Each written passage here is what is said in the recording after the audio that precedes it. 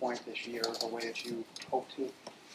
I feel like there's a couple games where we played really well as an entire team, but I think the essence of the guys on the team were all true competitors, and when you're a true competitor, you're never really satisfied with where you are. So we could go up there and hang 70 on a team on offense, and the defense could hold them to 0. We're still going to point out the pieces where we need to get better. So Against the better teams especially, I mean, you certainly play well in certain ways, either your offense or defense, but have you offense, defense, special teams, have you put together the way that you think you need to so far yet? I mean, I don't think so. But at the same time, like you could witness this happen on Saturday, and we're still going to find a way to, try to push in areas that we need to push and grow in areas that we need to grow. So I don't think you'll ever see a complete game by the Buckeyes, but we can definitely get a close product, and that's what we shoot for. Tim May, let him in a row. Yeah, Mike, what can your fans out there are confounded a little bit because of that drive y'all had before halftime? Lickety split right down.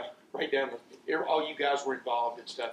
I think fans wonder why can't you do that every possession? I know it's not that simple and stuff, but do you hang on that a little bit? I mean, from a standpoint of success in a game where the offense was a little bit lacking. I mean, you can do this.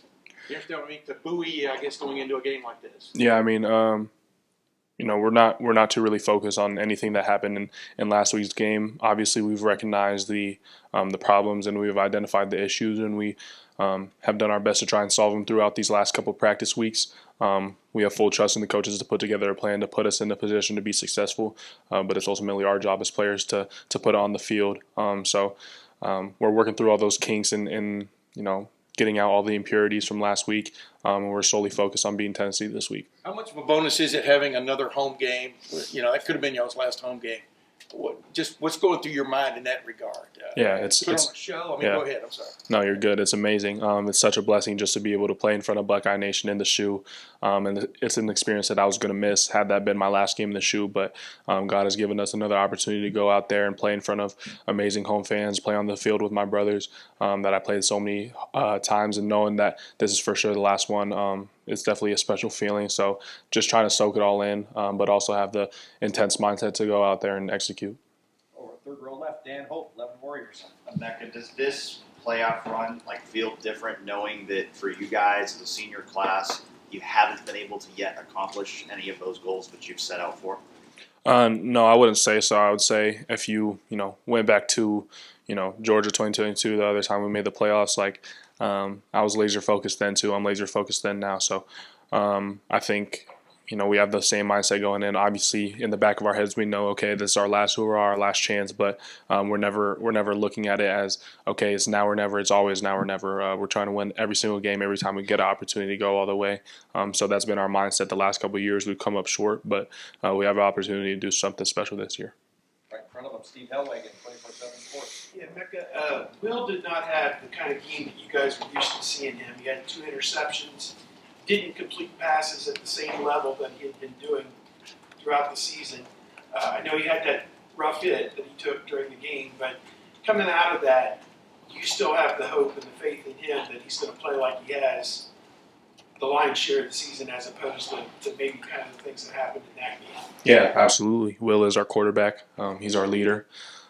He didn't come here by accident, and you guys have seen the product that he's put out there on the field week after week. So, I don't necessarily think that he played bad in our last game, but, moving away from that, we have full trust in him. He's putting together a great practice week, and we're excited to see what he puts out there on Saturday and lead us.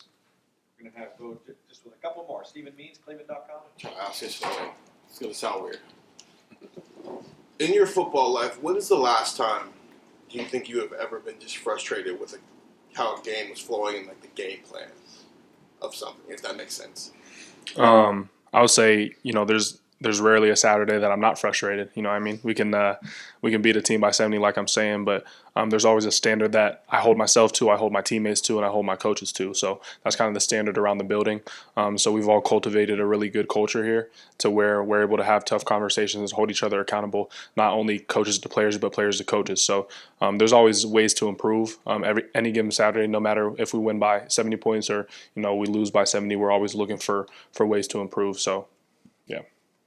You, Cardinal, and Jeremiah, very good receivers, obviously. but you guys don't tend to have the personalities that can sometimes be the prototypical very good receiver. Why? I can't speak for those two, but I know for myself, I just look at my life and I look at the ways God has blessed me, and it's hard for me, not to bow before Him and be humble in those moments. So I'm not really one to talk too much smack. I'm one to go out there and do my job, and I'm going to do it at a very high level. All the things that go in my head, I never really share all the time, but at my core, deep down, I'm a very real and deep competitor. So I think that I know what I'm capable of. I know the type of caliber player I am. But there's no need to really boast that or anything like that. Just put it on the field and do what you're capable of. And final question, Jeremy Birmingham, the podcast. Emeka, one of your former classmates here plays at Tennessee now, Andre Turnstein, had some comments about Ohio Stadium and about the crowd in Columbus. Do you guys have like a message for Ohio Stadium or for fans who are hearing that and being told that the stadium doesn't get loud, or that Arkansas is a tougher place to play? Yeah, I mean, knowing Buckeye Nation, I don't think I have to do too much motivation. We're going to come out there Saturday, and it's going to be an amazing environment. So that's just the type of fans we have. I'm not going to feed too much into the stuff that Tennessee is saying, but we're really looking forward to this opportunity. We're glad that we're playing at home, just to be in front of our home crowd, in front of our families. So it's going to be an amazing environment, and I'm excited. I do have one more. Stephanie Odie, 97.1.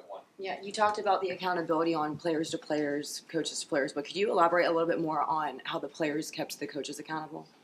Yeah, I mean, we've had tough conversations throughout the year, and coaches challenge us in ways. How can I get better? And we give them feedback. So it's not really any different than the way they criticize us. So I think it's important to be able for coaches to be able to handle what players have to say, because in turn it makes them better coaches, just like they're able to coach us. So that's really just that relationship that we have is very special, and I think it's unique to our program. Emeka, thank you very much.